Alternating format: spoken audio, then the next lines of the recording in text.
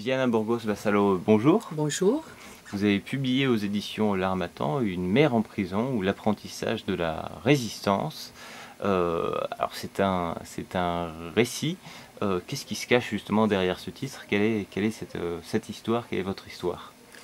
Voilà, moi j'ai été arrêtée le 23 juin 1972 et donc j'étais enceinte. J'étais arrêtée avec mon compagnon de toute une vie.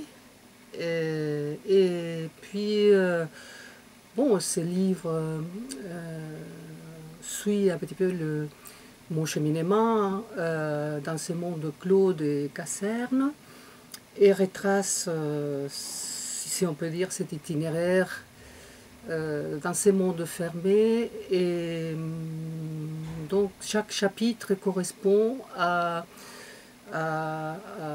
une caserne, à un établissement pénitentiaire dans lequel j'ai transité. Et bien sûr, il y a la naissance de ma fille à l'hôpital militaire.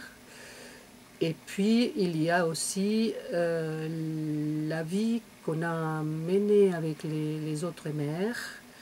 Parce que il y avait d'autres mères il y avait d'autres mères dont les enfants sont nés également en prison.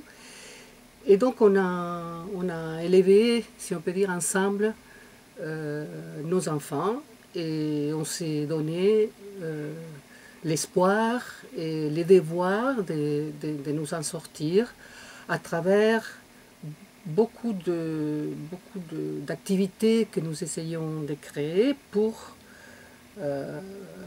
trouver l'espace de liberté, des instants de vérité aussi pour que nos enfants puissent grandir dans l'équilibre le maximum. Donc nous avions, si vous voulez, des activités d'éveil. Nous les gardions les unes aux autres. Ça nous paraissait extrêmement vivant que chacune puisse aussi partager les mondes de son enfant avec nous. C'était une sorte de grande garderie, si on peut dire, malgré les conditions dans lesquelles nous vivions. Et nous apprenions petit à petit que pour surmonter toutes les difficultés confrontées à des situations limites, comme en effet nous étions confrontés, le harcèlement des geôliers,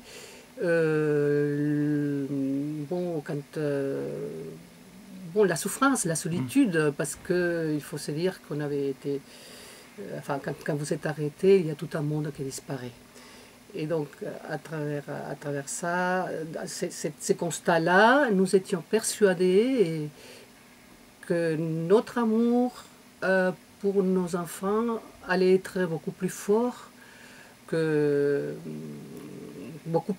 la situation dans laquelle nous nous retrouvions. Et l'apprentissage de la résistance, c'est ça. C'est que, en fait, on ne le savait pas à l'avance. Nous ne savions pas comment nous allions réagir face à cette situation limite. Et petit à petit, nous avons découvert une force, la force intérieure, qui naissait petit à petit. Et c'est l'apprentissage de la résistance, et c'était ça l'apprentissage de la résistance. Et jusqu'à quel âge, justement, votre enfant, ces enfants nés en prison, ont-ils été élevés dans le milieu carcéral, en quelque sorte? Voilà. Ma fille est restée avec moi jusqu'à l'âge de 20 mois. Alors, il y en avait d'autres qui avaient peut-être un petit peu plus. C'est suivant la date de naissance de chaque mère. Mais c'était... environ jusqu'à l'âge de 20 mois. Ma fille, en tout cas, jusqu'à l'âge de 20 mois. Il y avait aussi d'autres enfants, et j'ai recréé aussi cet univers-là, à travers les contes que nous lui racontions. Il y avait aussi un enfant qui était plus âgé. Et c'était notre grand souci, parce que c'était le seul qui était plus âgé, qui était venu avec une autre mère, mais il était né dehors. Mm. Et puis ensuite, il est venu avec nous. Voilà, et donc nous, on essayait aussi d'avoir une attention particulière envers lui, parce qu'il était âgé de 3 ans. Mm. Est-ce que votre fille a par hasard des souvenirs ou de vagues,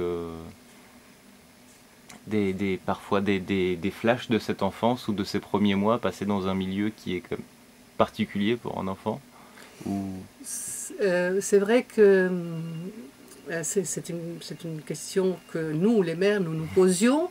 Qu'est-ce qu'on va leur dire quand ils seront plus grands? On essayait il y avait plusieurs hypothèses.